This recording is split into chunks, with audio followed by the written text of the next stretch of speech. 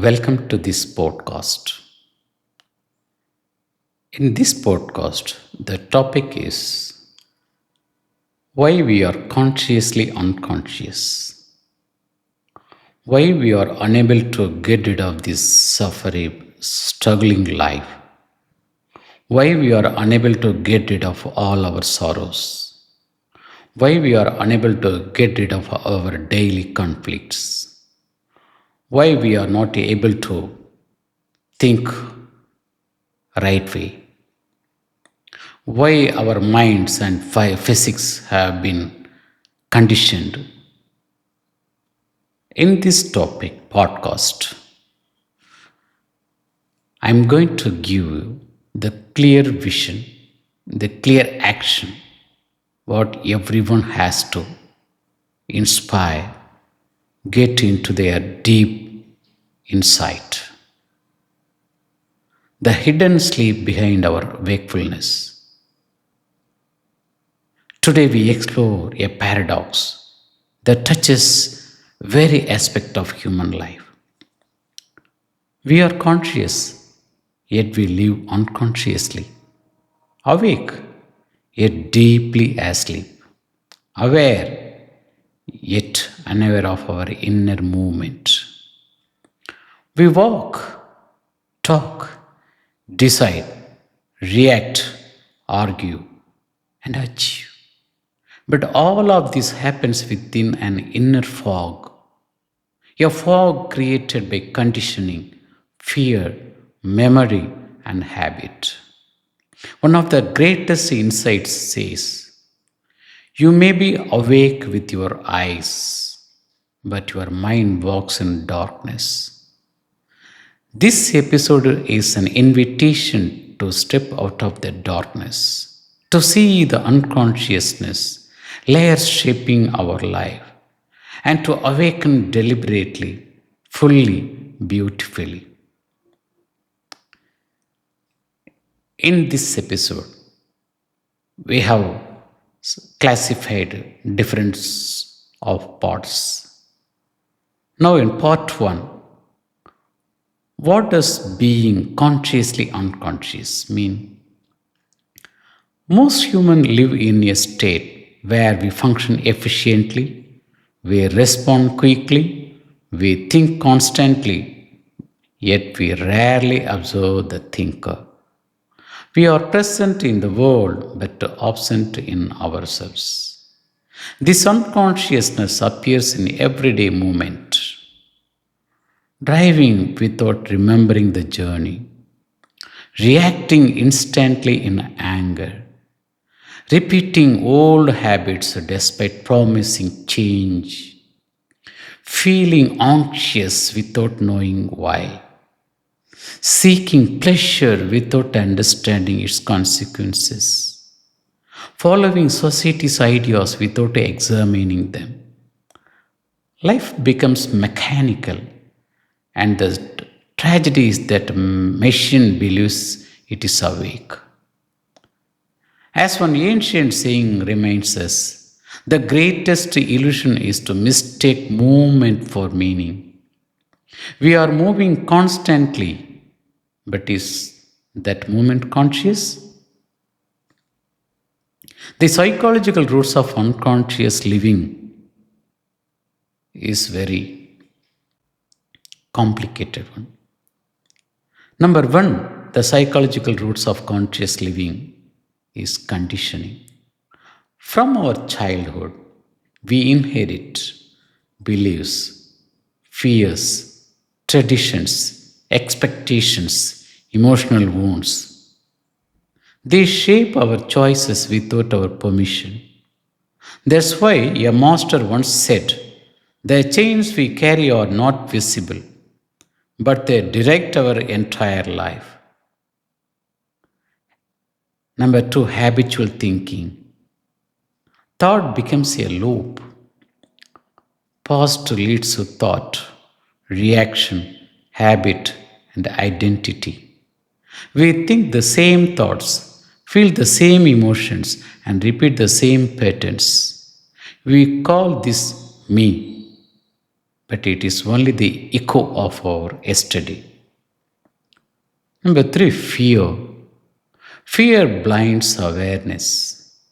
Fear of failure, fear of rejection, fear of loss, fear of loneliness, and fear of death.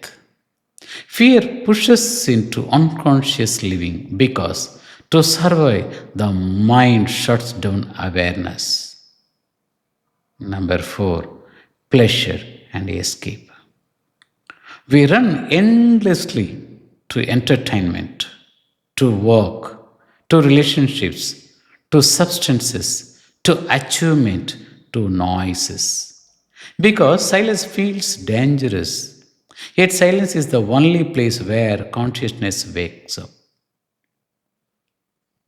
In part 3, we are going to see why awareness fades even when we try to be aware. Human attempts mindfulness, meditation, breathing, yet within minutes the unconscious pulls us back. Why? Reason 1, the mind loves the known. Even if the known is painful, it feels safe. Reason number 2, observation requires energy. Real awareness demands fresh attention. Attention without force, without effort. As a timeless teacher said, to observe without observer is the highest form of intelligence. Reason number 3, we identify with thought. We believe I am my thoughts. We believe I am my emotions. We believe I am my memories. But so we never question the thinker. We follow thoughts as if they are commandments. In part 4, the wisdom of the masters. The ancient teaching says, your worst enemy cannot harm you as much as your own unguarded minds. Unconsciousness is the eternal. It is the unguarded, unexamined, unawakened mind. Buddha called this state is avidya, the fundamental ignorance of not knowing ourselves. One of the most piercing insights, we live second-hand lives, shaped by others, repeated by memories, never truly seen by fresh eyes. Unconsciousness is imitation, living through borrowed thoughts. True unconsciousness begins when the mind stops repeating and starts seeing. The importance of universal wisdom across traditions. One message is the same. Awareness is liberation. Unawareness is bondage. This is not philosophy. It is a direct instruction for human transformation. Part 5. How society deepens our unconscious state. The society deepens our unconscious state every moment. But we feel it is very safer and comfortable. Humans have been pushed to continue the same unconscious state. Today's world is built to keep us asleep through endless notifications, continuous noise, compulsive scrolling, comparison, achievement obsession, social pressure, faster lifestyles, constant stimulation. The eternal world steals our internal world. We learn to react instantly. We forget how to pause consciously. We learn to communicate but forget how to listen to ourselves. We learn to succeed but forget how to be peaceful. Modern life trains us to be consciously unconscious, awake outside, asleep inside. This is a way the modern life is training us, everybody. Part 6. The signs you are not living unconsciously. You may be unconsciously unconscious if you react emotionally without understanding why. You feel emptiness even when life is full. You keep repeating the same mistakes. You feel restless when alone. You fear silence. You feel disconnected from your deeper self. You live in constant mental noise. You chase goals without clarity. You find yourself on autopilot. You rarely question your thoughts. If this resonates, know this: you are not broken. You are simply unobserved. Part number 7: How to awaken consciousness practically, gently, peacefully. Awakening does not require force, it begins with simple observation.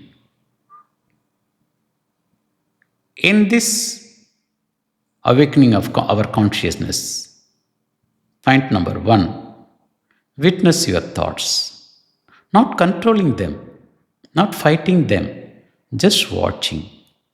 Let your thought arise, let it pause. You are the sky, thoughts are clouds.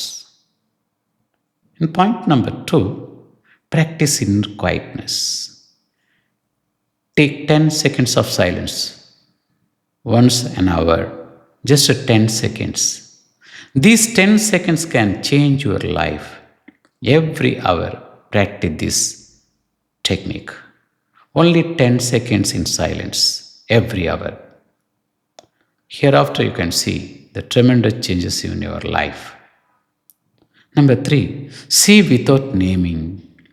When you look at a tree, a person, or a memory, try seeing it without labeling. This breaks the chain of unconscious categorization. Number 4, end mental stories. Every thought has a story. I am right, they are wrong. I will fail, I must succeed. Watch the story dissolve. You will meet freedom. Number 5, be present in the body. The mind lies, the body never lies. Feel your breath, feel your steps, feel your heartbeat. Embodiment brings awareness. Question the inner narrator. Ask, is thought real?